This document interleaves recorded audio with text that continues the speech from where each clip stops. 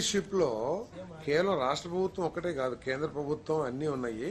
తప్పుకోకుండా కేంద్ర ప్రభుత్వం సంప్రదించి వాటి మీద చర్యలు తీసుకుంటారు. ఇక్కడ ఆలోచించాల్సింది ఏంటంటే, ఏ విధంగా ఒక పోర్టులు ఎందుకు నిర్మాణం చేస్తాం?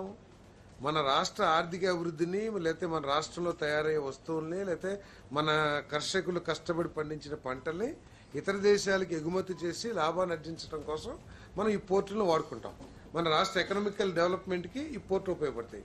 కానీ ఈ పోర్టుల్ని ఇటువంటి కార్యక్రమాలకి వినియోగించడం, పేద ప్రజలకు ఇచ్చే బియ్యాన్ని తీసుకెళ్లి సార్టెక్, ప్రతి రైస్ మిల్లు సార్టెక్ ఏర్పాటు చేయాలి, ప్రతి మిల్లు సార్టెక్ ఏర్పాటు చేయాలంటే మేము అనుకున్నాం పేదవాళ్ళందరికీ కూడా మంచి సార్టెక్ బియ్యం ఇస్తాం అనుకున్నాం.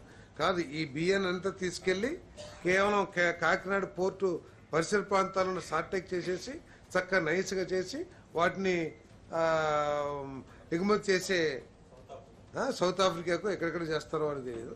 సో దీని మీద తప్పుకోకుండా ముఖ్యమంత్రి గారు, అదేవిధంగా ప్రీతమ ఉప ముఖ్యమంత్రి గారు ఇద్దరు కూడా సీరియస్ గా తీసుకున్నారు. దీని మీద ఎటువంటి చర్యలు తీసుకోవాలో కూడా సీరియస్ గా ఆలోచన చేస్తున్నారు.